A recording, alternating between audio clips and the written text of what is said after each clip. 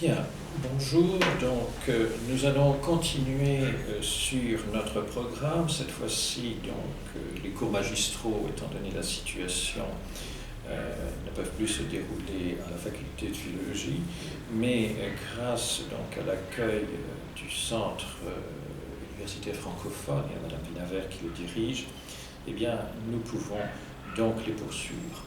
Et j'aimerais aborder un autre grand écrivain de la fin du XVIIe siècle, contemporain de Racine, dont je vous avais parlé auparavant, et proche d'ailleurs du dramaturge. Je vais parler de Boileau.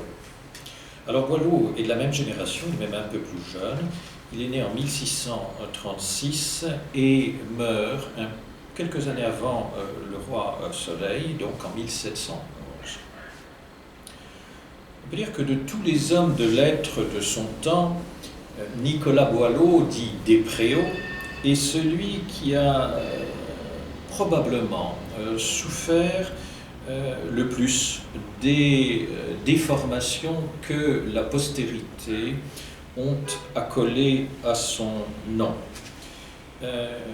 C'était, contrairement à l'idée que l'on en peut s'en faire, une nature expansive, une nature contestataire. C'était un personnage vivant qui était prompt à la confidence, alors que l'image que l'on a retenue, que la postérité au fond a fixée de lui, c'est une sorte d'érudit, guindé, assez intolérant, pétri, n'est-ce pas, de règles. Et cette image d'un personnage, au fond, confit dans une érudition excessive et exigeante, était le contraire de ce qu'il prétendait être. Et la gaieté qui anime tous ces ouvrages aurait dû, au fond, empêcher, notamment les encyclopédistes du XVIIIe siècle, de prononcer ces sortes de jugements hâtifs et simplistes. Alors on associe depuis le XVIIIe siècle Boileau à une sorte, disons, de mauvaise langue, en voyant en lui l'épitomée de la médisance, et en même temps, au fond, d'un écrivain qui se caractériserait par une sorte de platitude. On peut se reporter à ce qu'en a dit Marmontel. Et cette tradition va se poursuivre.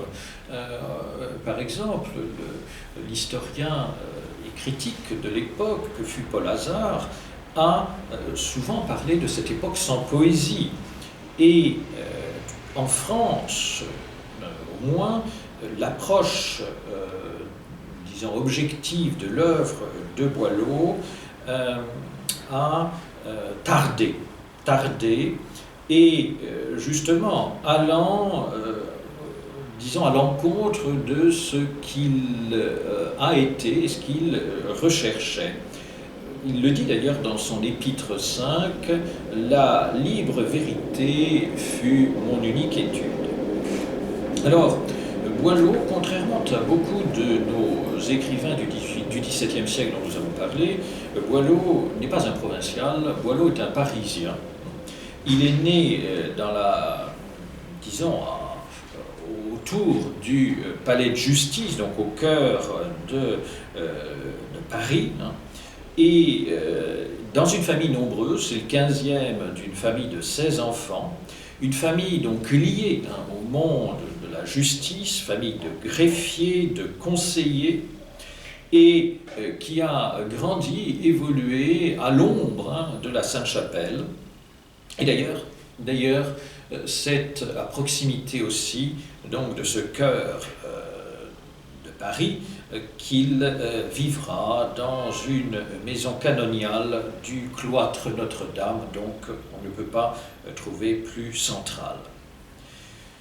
Une autre caractéristique qui peut expliquer aussi le tempérament de Boileau, c'est que la famille dans laquelle il évolue eh bien, est marquée par l'absence de femme. Sa mère meurt lorsqu'il est très jeune, ses sœurs aînées, puisqu'il est le dernier de la famille, donc, sont mariées depuis longtemps, et au fond, il s'est attaché à un moment donné à une nièce qui avait son âge, plus ou moins, mais qui meurt à 18 ans, et qui sera peut-être la seule occasion de l'expression d'une poésie amoureuse qu'il va transposer dans un sonnet pour Iris. Donc une enfance triste, et qui va trouver un dérivatif dans la lecture, d'autant plus que Boileau est marqué par une santé précaire, c'est un enfant maladif, et ce qui expliquera d'ailleurs que jamais il ne fondera de famille. Et comme tout le monde à l'époque, il lit donc ces romans, ces longs romans qui caractérisent la première moitié du XVIIe siècle, dont nous avons parlé auparavant, et il s'en enchante. Il passe par la Sorbonne, il y contracte un goût, si vous voulez, un goût pour la dispute, cette disputatio dans le cadre de la faculté de théologie, et il fréquente aussi des études de droit. Il y obtient un grade courant pour l'époque, en 1656, d'avocat. Une adolescence qui est donc marquée par cet univers de la justice et notamment le prestige de ces grands présidents du Parlement de Paris, dont d'ailleurs il restera toujours proche. D'abord Pomponne de Bellièvre et puis le président Lamoignon. Il a connu de près, il a vécu cet événement donc du milieu du siècle où les perturbations politiques vont, disons, mettre la monarchie au bord du gouffre. Je veux parler de la Fronde. Il a connu le Paris fourmillant de ces libelles dont je vous avais parlé à propos de la Fronde, que l'on a appelé les Mazarinades, dirigées contre le cardinal ministre Mazarin, donc ministre favori de la régente Anne d'Autriche. Ce mouvement, il a connu, si vous voulez, ce vent de libéralisme, dont le cardinal de Rais, entre autres, bien sûr, parle dans ses mémoires, et libéralisme politique, au fond, qui va marquer son esprit. Pardon. Il a 20 ans au moment des provinciales et il fait partie de ce public enthousiaste pour cette littérature à la fois polémique qui repose sur la dimension épistolaire fictive, donc cette argumentation indirecte qu'a manié Pascal avec Manestria. Et comme ses contemporains, il a été fasciné par le talent polémique de Pascal, qui déterminera d'ailleurs sa vocation de polémiste. Dans l'œuvre justement de Pascal, il a pu voir une protestation au fond de la conscience contre la mauvaise foi, contre les mensonges qu'engendrait ce laxisme moral que dénonçait précisément Pascal. Et c'est l'époque où il met en place sa première satire en vers, car Boileau, si vous voulez, a une facilité à faire des vers. Boileau s'exprime avec une grande aisance, donc, dans le domaine poétique. Les amis qu'il fréquente, eh bien, il les rencontre d'abord chez le président de Bellièvre, donc, comme ce sont des gens comme Patru, dont je vous ai parlé, Furetière, l'abbé d'Aubignac, dont j'ai parlé à propos de Racine. Et c'est dans ce cercle donc du président de Bellièvre qu'il apprend le respect, la dignité du métier du métier donc dans l'admiration des grands écrivains du début du XVIIe, c'est-à-dire des écrivains comme Malherbe, ses exigences, Racan, Ménard, et ou même de celui que l'un des rares écrivains dont on parlait en l'appelant par son prénom, de Théophile de Viau, donc l'un des plus brillants poètes de l'âge baroque.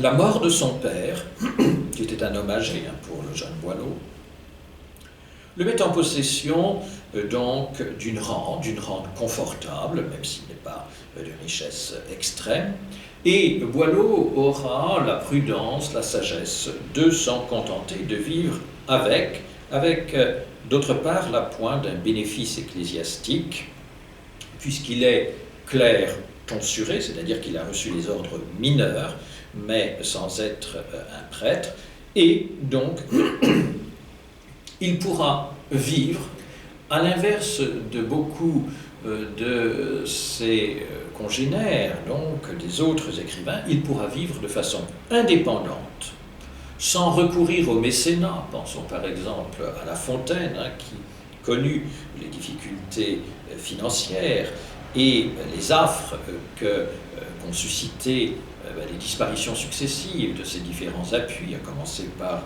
Fouquet. Donc, indépendance financière qui lui donnera la possibilité justement de s'exprimer librement en fonction de ses humeurs.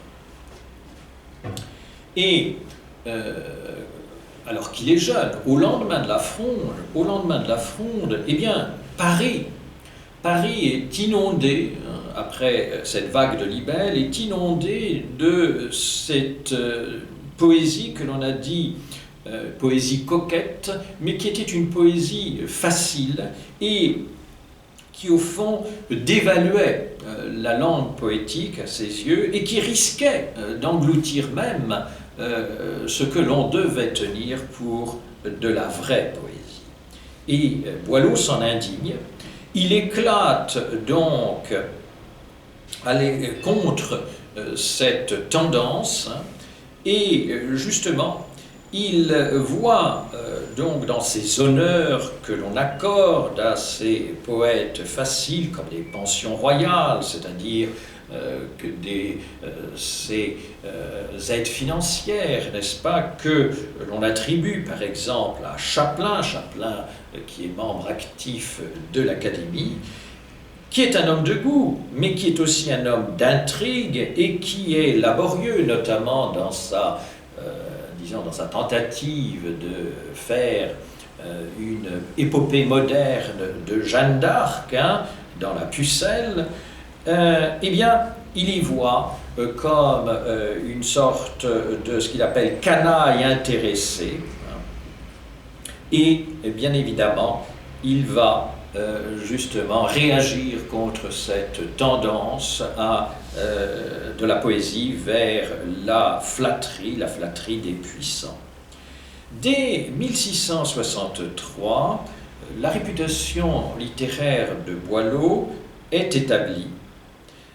Ces vers, pourtant, sont encore très largement clandestins, mais une édition pirate, un peu ce qui s'est passé avec, par exemple, les Maximes de La Rochefoucauld, va forcer l'auteur donc à sortir du bois, si j'osais utiliser cette expression, c'est-à-dire à révéler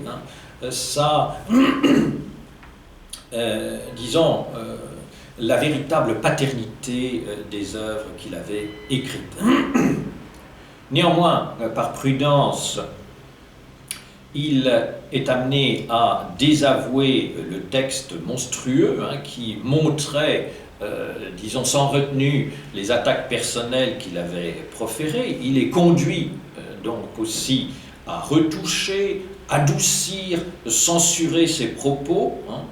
Et c'est, au fond, la première satire qui est publiée, qui sera suivie de 6 autres, mais néanmoins qui produira sur le public un effet, disons, important, au sens où c'est un scandale, tout simplement.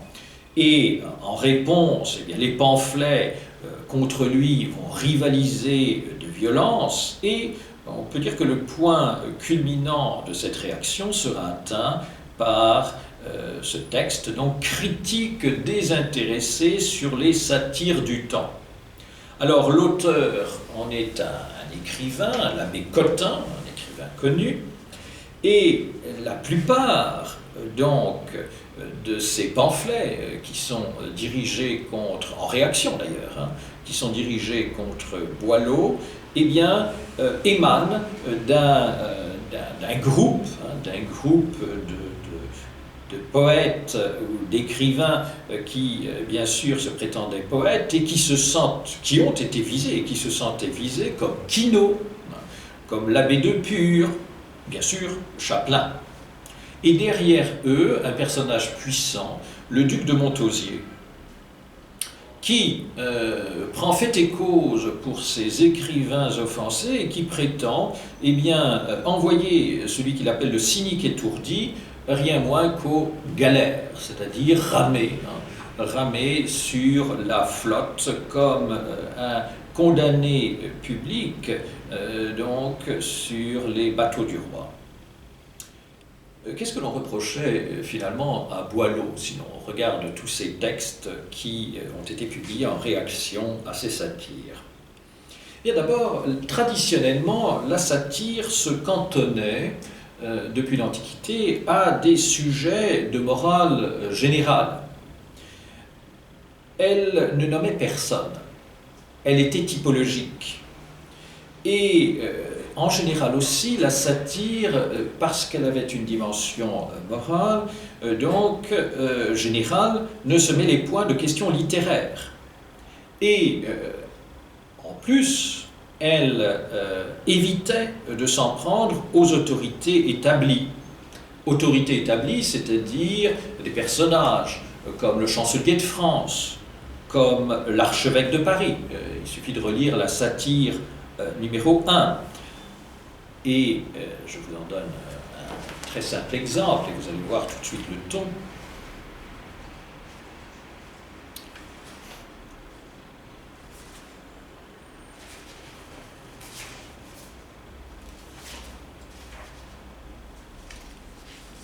Damon, ce grand auteur dont la muse fertile amusa si longtemps et la cour et la ville, mais qui, n'étant vêtu que de simples bureaux, passe l'été sans linge et l'hiver sans manteau, et de qui le corps sec et la mine affamée n'en sont pas mieux refaits pourtant de renommée. Là, de perdre en rimant et sa peine et son bien, d'emprunter en tout lieu et de ne gagner rien, sans habit, sans argent, ne sachant plus que faire, vient de s'enfuir, chargé de sa seule misère, et, bien loin des sergents, des clercs et du palais, va chercher un repos qu'il ne trouva jamais, sans attendre qu'ici, la justice ennemie l'enferme en un cachot le reste de sa vie, ou qu'un bonnet vert, le salutaire affront, flétrisse les lauriers qui lui couvrent le front. Mais le jour qu'il partit, plus défait et plus blême que n'est un pénitent sur la fin d'un carême, la colère dans l'âme et le feu dans les yeux, il distilla sa rage en ces tristes adieux. Puisqu'en ce lieu, jadis, aux muses si commodes, le mérite et l'esprit ne sont plus à la mode qu'un poète, dit-il, six voix maudit de Dieu, et qui, si la vertu n'a plus ni feu ni lieu. Allons du moins chercher quelque antre ou quelque roche d'où jamais ni l'huissier ni le sergent n'approche, et sans lasser le ciel par des vœux impuissants, mettons-nous à l'abri des injures du temps. Tandis que, libre encore, malgré les destinées, mon corps n'est point courbé sous le feu des années, qu'on ne voit point mes pas sous l'âge chancelé, et qu'il reste à la part encore de quoi filer. C'est là, dans mon malheur, le seul conseil à suivre. Et on continue. Il est vrai que du roi la bonté secourable jette enfin sur la muse un regard favorable, et réparant du sort l'aveuglement fatal, va tirer désormais Phébus de l'hôpital. On doit tout espérer d'un monarque si juste, mais sans un mécénas, à quoi sert un Auguste, et fait comme je suis au siècle d'aujourd'hui, qui voudra s'abaisser à me servir d'appui. Je passe, mais quoi? là de traîner une vie importune, il engagea ce rien pour chercher la fortune, et tout chargé de vers qu'il devait mettre au jour, conduit d'un vain espoir, il parut à la cour. Qu'arriva-t-il enfin de sa muse abusée? Il en revint couvert de honte et de risée, et la fièvre, au retour, terminant son destin, fit par avance en lui ce qu'aurait fait la faim. Un poète à la cour fut jadis à la mode, mais des fous aujourd'hui c'est le plus incommode, et l'esprit le plus beau, l'auteur le plus poli, n'y parviendra jamais au sort de l'angélique, etc., etc. Vous voyez comment, au fond, derrière ces noms, la victime était tout à fait identifiable. Alors, bien évidemment, en attaquant des personnages connus, en attaquant publiquement, le poète va connaître, Boileau donc, va connaître des abandons. D'abord, au sein même de sa famille, l'académicien Gilles Boileau, c'est-à-dire son propre frère, va se retourner contre lui. Et c'est là que ses amis du Parlement, et notamment le président Lamoignon, va donner sa caution, c'est-à-dire permettre de garantir au fond la personne de Boileau, et il lui conseille néanmoins la modération. Donc, Boileau, pendant 18 mois, va rester silencieux et répondra à tous ces pamphlétaires, au fond, par la satire neuve, où il prétendait gourmander son esprit, c'est-à-dire le corriger. L'épreuve, néanmoins, lui donne des vues plus larges et il rejoint, disons, la tradition de la satire. C'est par exemple la satire 8 sur l'homme. Et tout en défendant d'ailleurs le devoir moral, si vous voulez, de la satire et son discours sur la satire, il change néanmoins de tenue, de comportement, et même dans sa vie, il va adopter une posture beaucoup plus humble, et concrètement d'ailleurs, il distribue aux pauvres les revenus que son prieuré lui procurait, donc, et il est admis dans des milieux mondains fermés, par exemple le cercle du duc de Brancas, ou les cercles du duc de La Rochefoucauld et de Madame de Lafayette, et c'est à ce moment-là aussi qu'il dit abjurer, comme au fond on abjure les déviances religieuses, eh bien, il abjure la satire, et il va choisir un genre plus neutre qu'est l'épître. Alors la première de ces épîtres est dédiée au roi d'ailleurs qui s'intéresse. Pourquoi? Parce qu'il voit dans sa franchise un mérite inconnu. Et le roi a goûté, notamment Louis XIV a goûté la satire 5, où Boileau vantait la rare maîtrise d'un monarque qui, je le cite, à ses sages conseils a servi la fortune. Et le prince, d'ailleurs, vient d'autoriser à ce moment-là Tartuffe de Molière qui est un ami de Boileau, après avoir fait taire justement donc tous les pamphlétaires. Et c'est à partir de ce moment-là qu'au fond on sent chez Boileau une sorte d'allégeance à l'égard du personnage de Louis XIV, indépendamment de la lucidité, du regard lucide qu'il porte sur le souverain, et en même temps sur ses qualités littéraires, sur ses compétences, car flatté, si vous voulez, ce qu'il reprochait d'ailleurs à Chapelain, flatté dans la veine de la littérature encomiastique, n'était pas, disons, un penchant fort chez Boileau. Par ailleurs, le souverain, on le sait à propos de Racine, le souverain cherchait depuis longtemps des plumes de talent, des plumes qualifiées pour écrire l'histoire de son règne.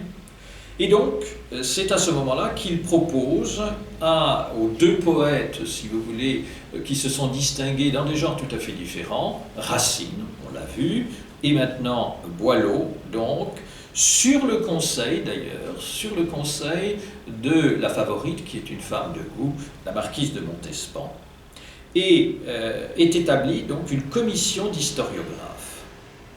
Et disons, ces historiographes, eh bien, s'inscrivent dans la perspective de cette dimension caractéristique du style classique, qui est une question d'ailleurs esthétique qui est débattue, c'est la question du sublime.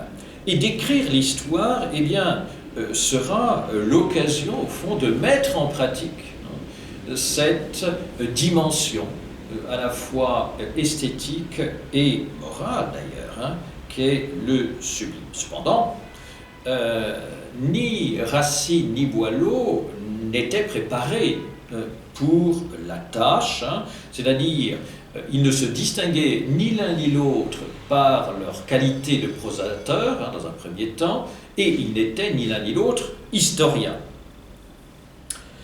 Et de ce que Boileau a pu dire de cette nouvelle, disons, orientation à leur carrière littéraire, nous savons, nous connaissons les regrets qu'il a émis, mais à la fin de sa vie, au seuil de sa mort, quand justement il a dit avoir été très fâché de ce travail, qui était contraignant, qui avait ses suggestions, car, dit-il, son génie n'était que pour les vers.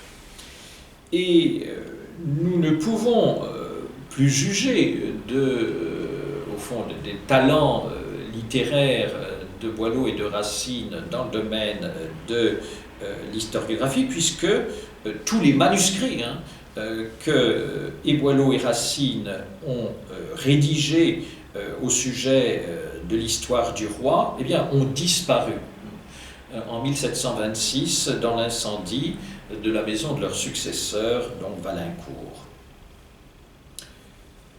Le roi, comme pour Racine, donc, avait imposé la candidature de son protégé à l'Académie française en 1684, et en 1685, il est aussi élu à ce que l'on appelait la Petite Académie. Et en raison justement de la qualité littéraire de son style, à la fois par la noblesse, c'est-à-dire au fond la noblesse du ton, mais aussi la qualité de la densité, un style éminemment classique, l'exactitude de celui-ci.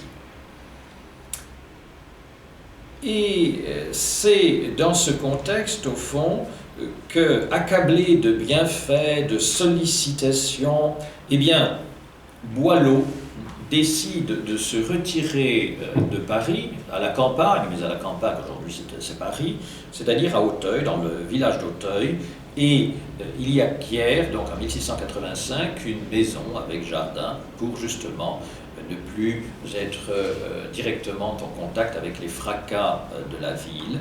Et là, dans cette retraite campagnarde, il vient rimer une sorte de poésie buissonnière. Il l'évoque dans son épître, donc numéro 9, je vous en cite un passage. Et en même temps, eh bien, il fait l'objet d'une sorte de cour de fidèles qui viennent lui rendre visite. Cet épître 9 est dédié au secrétaire d'État, le marquis de Seignelay. Je vous cite le commencement. Dangereux ennemi de tout mauvais flatteur, Seignelay, c'est en vain qu'un ridicule auteur, prêt à porter ton nom de l'Èbre jusqu'au Gange, croit te prendre au filet d'une sotte louange. Aussitôt ton esprit, prompt à se révolter, s'échappe, rompt le piège où l'on veut l'arrêter. Il n'en est pas ainsi de ces esprits frivoles que tout flatteur endort au son de ses paroles, qui, dans un vain sonnet, placés au rang des dieux, se plaisent à fouler l'Olympe radieux, et fiers du haut étage où la serre l'éloge, avalent sans dégoût le plus grossier éloge. Tu ne te repais point d'encens à si mâpris. Non, que tu sois pourtant de ces rudes esprits qui regimbent toujours quelques mains qui les flattent. Tu souffres la louange adroite et délicate, dont la trop forte odeur n'ébranle point le sens. Mais un auteur novice à répandre l'encens souvent à son héros dans un bizarre ouvrage donne de l'encensoir au travers des visages, va louer Monterey ou Denard de forcer, ou vante aux électeurs Turenne repoussés. Ton éloge imposteur blesse une âme sincère. Et on continue. Sais-tu pourquoi mes vers sont lus dans les provinces, sont recherchés du peuple et reçus chez les princes? Ce n'est pas que leur son agréable, nombreux soient toujours à l'oreille également heureux, qu'en plus d'un lieu le sens n'y gêne la mesure et qu'un mot quelquefois n'y brave la césure. Mais c'est qu'en eux le vrai, du mensonge vainqueur, partout se montre aux yeux et va saisir le cœur, que le bien et le mal y sont prisés au juste, que jamais un faquin n'y teinte un rang auguste, et que mon cœur, toujours conduisant mon esprit, ne dit rien au lecteur qu'à soi-même il dédie. Ma pensée au grand jour partout s'offre et s'expose, et mon vers, bien ou mal, dit toujours quelque chose. C'est par là quelquefois que Marie me surprend, c'est là ce que n'ont point Jonas ni Hildebrand, et ni tous ces vains amas de frivoles sornettes, montre, miroir d'amour, amitié, amourette, dont le titre souvent est l'unique soutien et qui, parlant beaucoup, ne disent jamais rien. Mais peut-être, enivré des vapeurs de ma muse, moi-même en ma faveur saignelais, je m'abuse. Cessons de nous flatter. Il n'est esprit si droit qui ne soit imposteur et faux par quelque endroit. Sans cesse on prend le masque et, quittant la nature, on craint de se montrer sous sa propre figure. Et, je continue,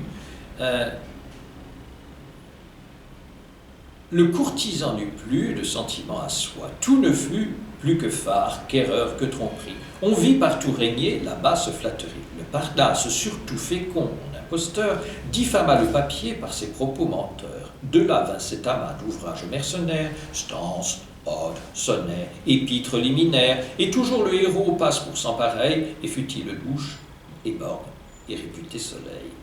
Ne crois pas toutefois sur ce discours bizarre que, d'un frivole ensemble alignement avare, j'en veuille sans raison frustrer tout l'univers. La louange agréable est l'âme des beaux vers, mais je tiens comme toi qu'il faut qu'elle soit vraie et que son tour adroit n'est rien qui nous effraie. Alors, comme j'ai dit, tu la sais écouter et sans crainte à tes yeux, on pourrait t'exalter.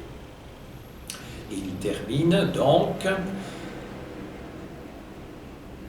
Et, non moins qu'au flamand, au flatteur redoutable, ne se forcerait pas, si quelque adroit pinceau traçait de ses exploits le fidèle tableau. Et dans ce nef en feu, contemplant sa peinture, ne désavouerait pas malherbe ni voiture, mais malheur au poète insipide, ô Dieu, qui viendrait le glacer d'un éloge ennuyeux. Il aurait beau crier « Premier prince du monde, courage sans pareil, lumière sans seconde », ses vers, jetés d'abord sans tourner de feuillet, iraient dans l'antichambre, amusés, pas collet. Et donc, c'est là qu'il, je disais, se trouve entouré de fidèles, et notamment la famille Racine, donc, est une habituée. Il est écœuré de l'influence des jésuites à la cour, il la quitte peu à peu, avec une aversion grandissante pour tout ce qui représente pour lui la frivolité, les sophismes à la mode, et ça on le trouve notamment dans la satire 10 sur les femmes qui date de 1693. Et ce retour à la satire suscite à nouveau les plus grandes malveillances. Boileau est encore amené à défendre son honneur de poète, et on lui reproche désormais non plus l'excès de la jeunesse, mais les faiblesses de l'âge. Et je cite, « Et plus que jamais, il est sensible, comme Racine d'ailleurs à la même époque, aux débats théologiques, aux débats moraux qui agitent le temps, et il prend parti, lui aussi, pour le point de vue augustinien, et là on peut se reporter à l'épître 12, en se déclarant avec courage, alors qu'ils font l'objet d'une persécution, persécution à la fois ecclésiastique et étatique, donc il se déclare en faveur des jansénistes dans le texte L'Équivoque qui date de 1695, mais qui sera cependant, qui fera l'objet d'une édition posthume, donc après sa mort en 1711. Alors, qu'est-ce qui constitue l'esthétique de Boileau? Eh bien, d'abord, la doctrine esthétique de Boileau, que l'on peut percevoir dès 1664, donc, dans une œuvre qui est encore inédite, présente la singularité d'apparaître comme une sorte de roc immuable, hein, qui, pendant un demi-siècle, au fond, a vu changer la physionomie intellectuelle et morale de l'Europe. Et cette doctrine s'organise justement autour de la notion que j'évoquais tout à l'heure, la notion du sublime. Pour un homme du XVIIe siècle, le sublime est moins perçu dans l'infini de la nature, comme c'était le cas par exemple au XVIIIe siècle, au siècle suivant, que dans la parole humaine. Le sublime, c'est le principe actif de la poésie. C'est ce que Boileau appelle l'excellence et souveraine perfection du discours.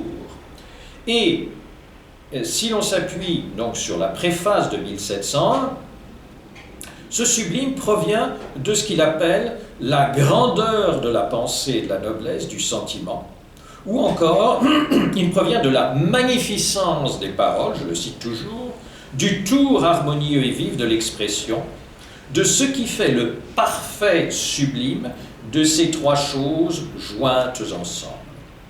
Et les membres donc de l'Académie Lamoignon, donc tous ceux qui se regroupaient autour du président Lamoignon, qui étaient principalement d'ailleurs des parlementaires, connaissaient les exigences de ce sublime justement par la pratique de l'éloquence parlementaire. Et de ce même sublime, donc, il applaudissait l'expression dramatique que Corneille, en son temps, avait su donner à cette dimension, à cette notion. Et c'est pourquoi, donc, tous ces membres de l'Académie Lamoignon déploraient cette sorte d'hégémonie, hein, de la mode que j'ai évoquée tout à l'heure, de cette mode galante qui, au fond, dégradait la poésie à un moment où, par ailleurs, différents auteurs comme Chapelain tentaient de raviver sans succès le genre épique, hein, par des épopées comme La Pucelle, mais qui, au fond, se distinguaient par leur fadeur et qui illustraient, au fond, l'incapacité des auteurs de l'époque à relever ce genre. Et, si vous voulez, chez le président Lamoignon avaient lieu ces débats, ces conférences, hein, sur les mérites respectifs d'Homère, de Virgile et même du Tasse. Et d'ailleurs, c'est lors de ces conférences, par exemple, que Bossuet était venu, qui était un assidu d'ailleurs, était venu parler de la poésie biblique, où le père Rapin, qui était un jésuite cultivé et ouvert, qui fréquentait lui aussi cette académie, Rapin élaborait donc son traité du grand et du sublime dans les mœurs. Et c'est à ce moment-là donc que Boileau a entrepris la première traduction en français donc d'un traité du sublime qui était attribué à un rhéteur grec du IIIe siècle de notre ère, donc sous le nom de Longin. Et l'auteur, Boileau, donc, dans la satire 1, découvrait ou se découvrait une sorte de parenté avec cet auteur, donc ce rhéteur grec, qui voyait dans la décadence des esprits, eh bien, la cause de la stérilité de l'éloquence de son temps, et qui proposait, comme remède, si vous voulez, le principe, ou le rappel plutôt d'un principe qui était alors méconnu. Ce principe, c'était l'union de la grandeur et de la simplicité. Et justement, Longin réfutait les fatalistes paresseux qui déclaraient que le sublime ne peut s'acquérir. Il en avait, lui, trouvé, dit-il, les fondements et les méthodes.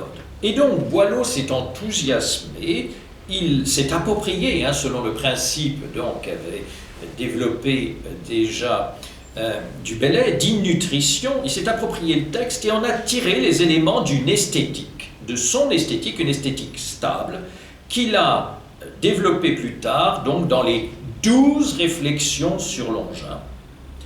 et justement qui est animé par une élévation d'esprit, et là je cite, une certaine fierté noble et généreuse, c'est-à-dire un climat dans lequel on s'habitue à la grandeur, à la sensibilité, par un secret infaillible, l'expression est encore de Boileau, et en même temps vers des choix stylistiques donc à l'efficacité prouvée et, dit-il, merveilleux, qui, loin, je le cite encore, de l'enflure des grands mots, parfois, dans un seul tour de parole, enlèvent, ravissent, transportent. Donc, les termes sont de Boileau. Et bien sûr, il s'appuie sur l'exemple d'Homère, par exemple, des tragiques grecs, qui étaient coutumiers, dit-il, de ces trouvailles, mais on le découvre aussi, et là, l'apport, par exemple, de Bossuet a été important, on le découvre aussi dans des textes sacrés, comme la Genèse, le fameux, par exemple, Fiat Lux, ou dans les psaumes de David, ou il utilise aussi l'exemple de Corneille, par exemple, le vieil Horace, qu'il mourut, ou le simple mot, donc, moi, de Médée. Et l'effet sublime provient aussi du côté de l'aspect soudain du terme, qui semble jaillir spontanément d'un grand cœur et dont l'ampleur morale ou même surnaturelle permet d'être entrevue. Et par-delà les représentations classiques d'une imagination dépassée, l'auditeur est frappé par l'admiration. L'admiration, justement, dont Descartes venait de définir, si vous voulez, comme une nouvelle passion, au sens, bien sûr, cartésien. Alors, il s'interroge dans cette perspective, quel sens attribuer à la raison? Qu'est-ce que la raison, finalement? La raison, donc, comme un regard de l'esprit, c'est une sorte de perception directe de l'ineffable, qui va nimber le sublime et confondre, au fond, en une même opération, voir, sentir, savoir. Et c'est ce sens très particulier, donc, qui peut s'exercer en dehors du problème, de la dimension du sublime, et s'introduire, par exemple, dans celui de la grâce, qui charme, qui charme lui aussi donc les esprits. Alors, on le trouve dans la littérature épistolaire, par exemple dans certaines lettres de voiture, on le trouve dans les contes de La Fontaine, par l'élégance, la netteté, la brièveté inimitable, dit-il, de La Fontaine. Tous ces exemples ressortissent au fond de cette esthétique, et là, il suffit de se reporter à sa dissertation sur Joconde. Marquée donc par l'expérience de la lumière, cette raison n'oublie plus cette dimension. Et elle s'exerce aussi comme un instrument de création. Racine, qui a été élevé à Port-Royal, justement, comme le rappelle Boileau dans son épître 7, saura émouvoir, étonner, ravir le spectateur.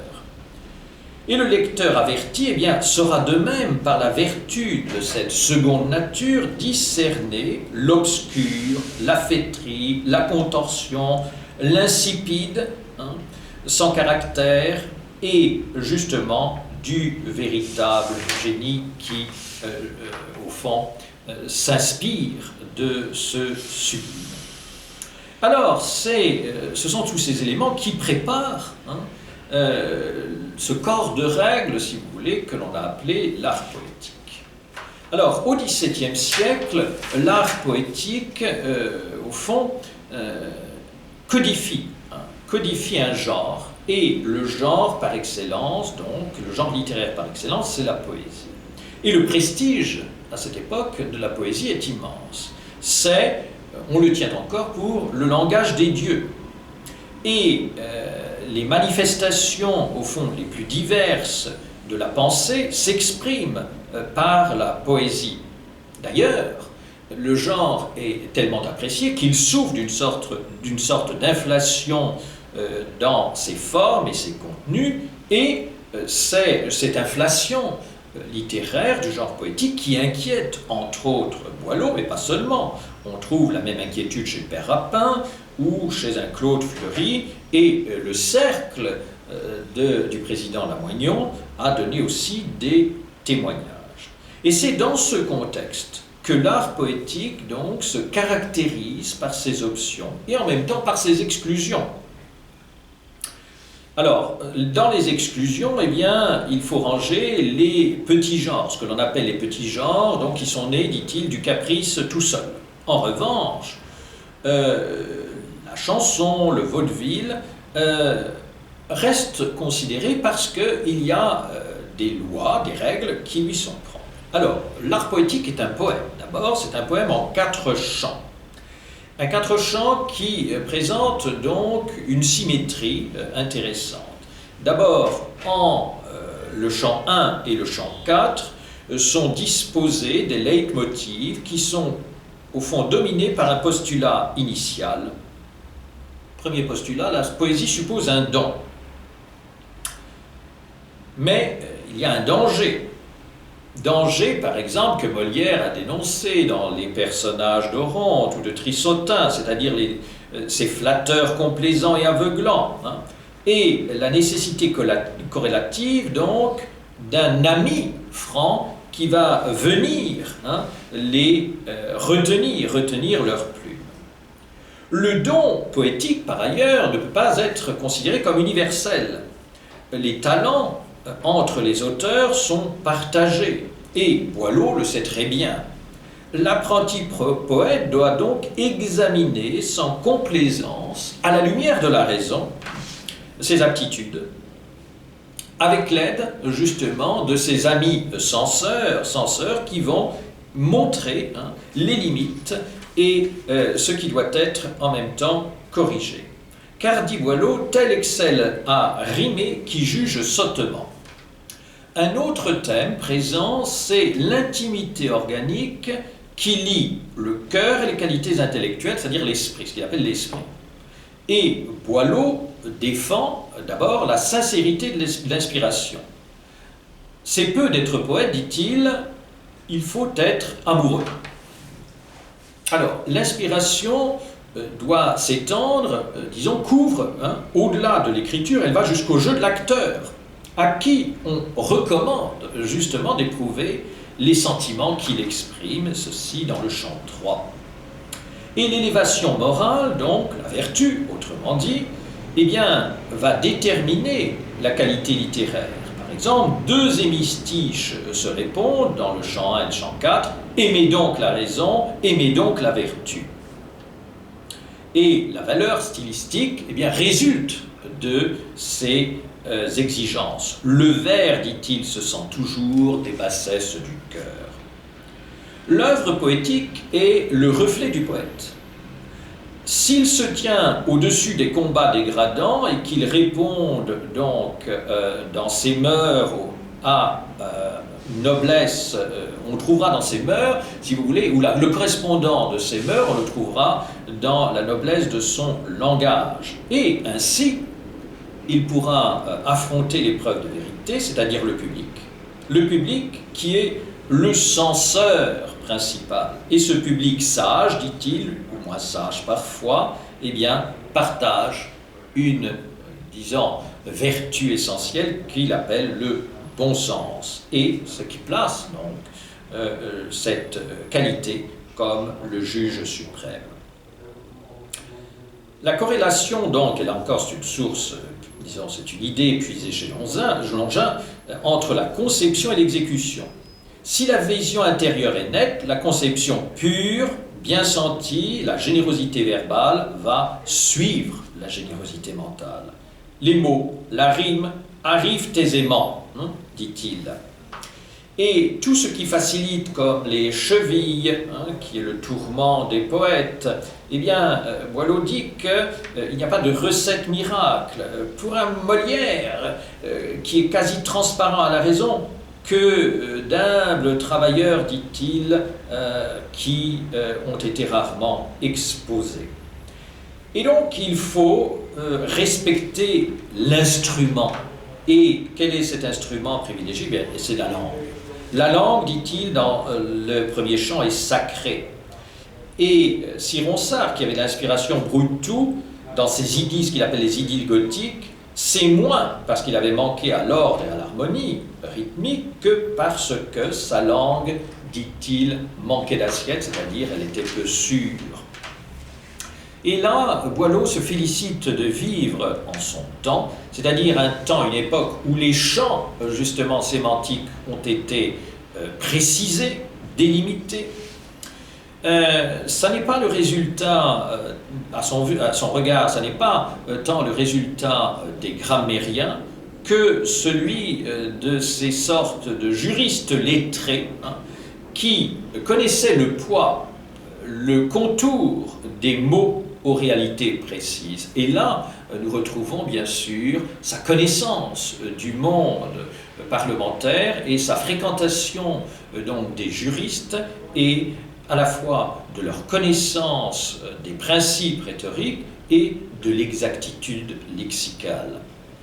La fécondité donc de tous ces principes imprégna des successeurs de Boileau. Et si l'on pense par exemple à Paul Valéry, eh bien, celui-ci a remis justement en honneur ce qu'il appelait le pouvoir du verbe, et là je vous renvoie aux variétés de Valéry.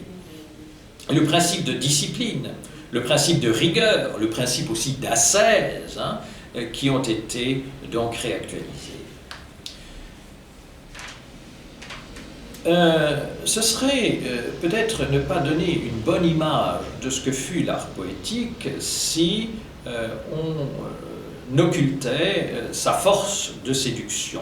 Car l'auteur y introduit tous les registres variés, il varie les tons, il varie les tours, il se fait lecteur naïf ou supposé, il se fait aussi expert en poésie. Et justement, pour stimuler la curiosité du lecteur, tous les modes d'exposition sont bons. Le chant 3 commence par un apologue, le chant 1 se ferme par un morceau de comédie, la scène par exemple du sonnet d'Oronte. Et les croquis, si vous voulez, les portraits sont mordants, les dialogues sont vifs, les silhouettes même de personnages sont esquissées rapidement, les allusions voilées sont présentes mais déchiffrables, la dimension polémique est souvent présente. Donc, c'est au fond, on retrouve dans l'art poétique une sorte de vaste satire, au sens qu'elle avait déjà du temps de l'Antiquité latine, c'est-à-dire un mélange étudié de morceaux divers, hein, qu'unifie donc la cohérence des principes. Et il y a une sorte d'euphorie communicative qui émane de cet art parfaitement maîtrisé, dont l'auteur donc maîtrise et on pourrait dire jouit hein, disons, de l'exercice de son jugement, un jugement qui instaure à la fois un jugement sûr, mais qui instaure aussi un climat de gaieté animé par une allégresse constante. Et le ton est si sincère que l'émotion aussi soutient les convictions intimes de la démarche critique et polémique. Et partout, l'énergie donc de la pensée de Boileau se trouve souvent exprimée dans des vers solides, construits, qui prennent valeur de maximes et qui sont si fermement écrits, fermement construits, qu'ils acquièrent une valeur mémorable où le sens s'insère parfaitement dans l'hémistiche avec une rigueur technique dans la composition qui a marqué les esprits et la postérité. Et je m'en arrêterai là en vous remerciant. Je ne sais pas si ça compte. Je vais voir, écoutez, je ne sais pas où sont les commandes.